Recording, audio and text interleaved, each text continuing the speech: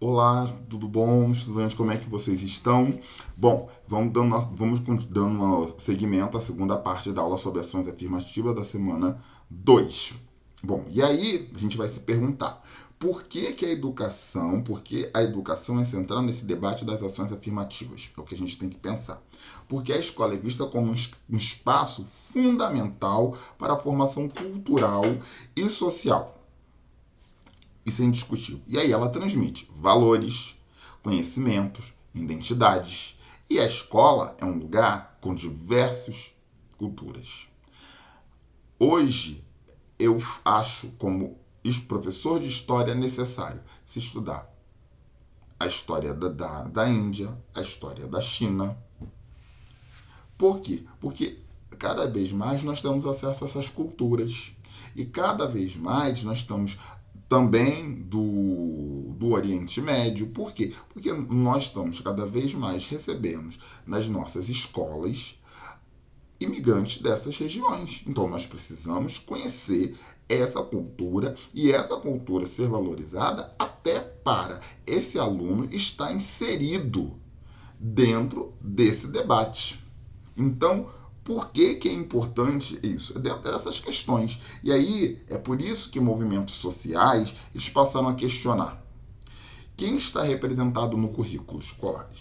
Não é o povo indígena, que quase some, não é o povo afro-brasileiro, não é o povo estrangeiro, você pode nem estrangeiro, ele significa estranho. Não vai ser o povo imigrante que vai estar ali.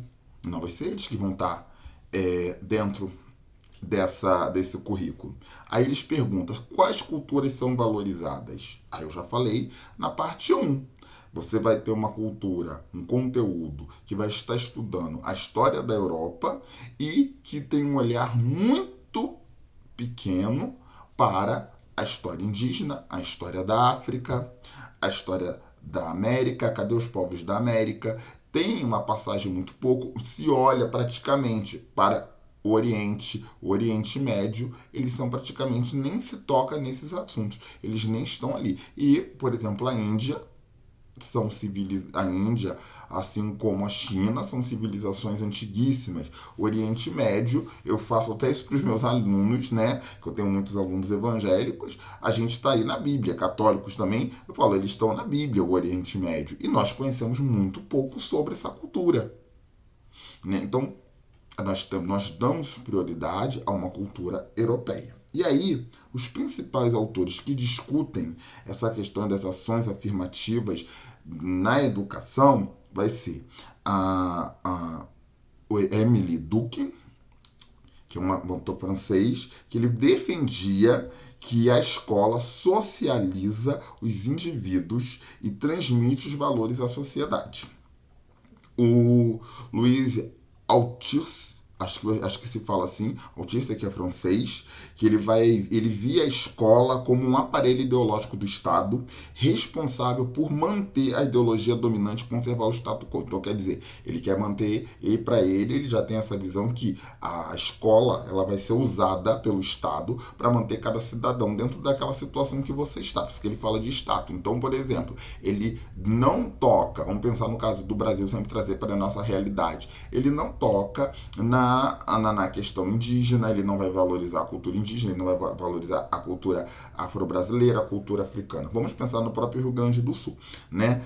E aí eu acho que é uma questão que a gente vai trazer para o debate. Dentro do próprio Rio Grande do Sul, agora que a gente vai aparecer, eu digo agora de um tempo atrás, aparece estudos, sim, que a formação dos estados do Rio Grande do que seria primeiro Rio Grande de São Pedro, depois Rio Grande do Sul, passa pela população que vem de São Paulo, a população cabocla, a população indígena, a população africana ou então afro-brasileira. Então, por exemplo, é vendido para os outros estados que há uma população negra muito pequena dentro do Rio Grande do Sul, como do Sul todo em geral. E a gente vai fazendo os estudos e vai observando que não é bem assim. Então, há uma valorização dentro de. Aí vocês têm que me contar como do local.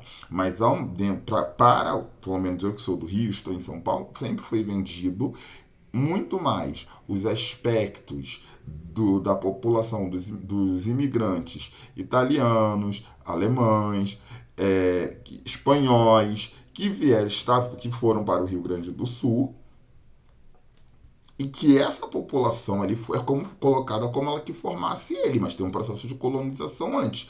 Então, por uma colonização tardia, ok, mas tem uma colonização. Mas é colocado, é vendido aqui nos livros, na geografia. Se você não pegar um professor muito atento que coloque esses detalhes, as pessoas acham que no Rio Grande do Sul só tem branco. Se eu perguntar isso para os meus alunos, a maioria vai acreditar nisso.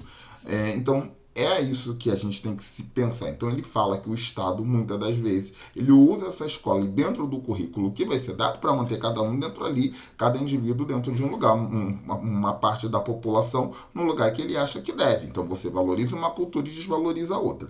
Já vai ter o Pierre Bourdieu, ele vai desenvolver uma ideia de capital cultural, que para ele a escola ela favorece grupos que já possuem acesso à cultura dominante, reproduzindo as desigualdades sociais. Então é muito no caso que acontece no Brasil, né? Você se falava há muito tempo em descobrimento, passamos a falar em expansão, hoje a gente já até fala em invasão do Brasil, uma vez que tinha uma população aqui, uma população com uma cultura, com uma organização econômica, e que chega-se os portugueses, faz um processo de colonização, traz os africanos, se forma entra-se mais uma cultura, fica-se praticamente três culturas: a cultura europeia através portuguesa, a cultura africana e a cultura indígena. Só que dentro dessa população, durante um tempo, todos os relatos que nós temos, seja de viajantes como da documentação portuguesa,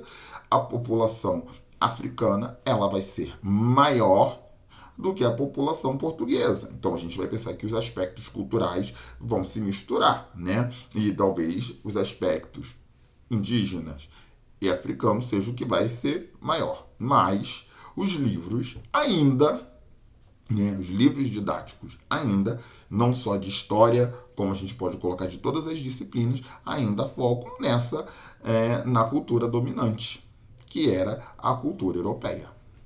Então a gente ainda gosta de contar a história de quem nós achamos que foi os vencedores. E aí eu acho que a melhor coisa para tratar disso, eu falo que é o enredo que tem da Mangueira, que ela fala sobre essa visão, né? Ela fala que quem é que se conta a história. Que ele fala, você não conta a história de Zumbi, você não conta a história de Dandara, né? Você vai esquecendo essa população, vai tampando. Você não fala do motim do Maneta, né? Você vai esquecendo das revoltas que vai tendo dentro do Brasil e vai contando uma outra história que, infelizmente, não é a pura e a verdadeira e a nossa, né? Se trata a Princesa Isabel como a Lei Áurea, foi a primeira, foi ela como se fosse um movimento que partiu dela, mas esquece que é todo um movimento social que vai ter, que a partir do século XIX a população escravizada no Brasil começa a ter, já existia se revolta, claro, mas agora é uma revolta contra a instituição escravista, é pelo fim da escravidão, é pelo fim dessa instituição, e que isso tudo vai se chegando a um momento para se chegar à assinatura da Lei Áurea. Então a gente tem que se pensar nisso tudo. E aí, pensando em exemplos de ações afirmativas, né, que a gente pode pensar, a gente tem o ensino obrigatório atualmente de história da África no Brasil, como da história afro-brasileira. A gente tem a educação indígena com a valorização das línguas nativas e da cultura indígena.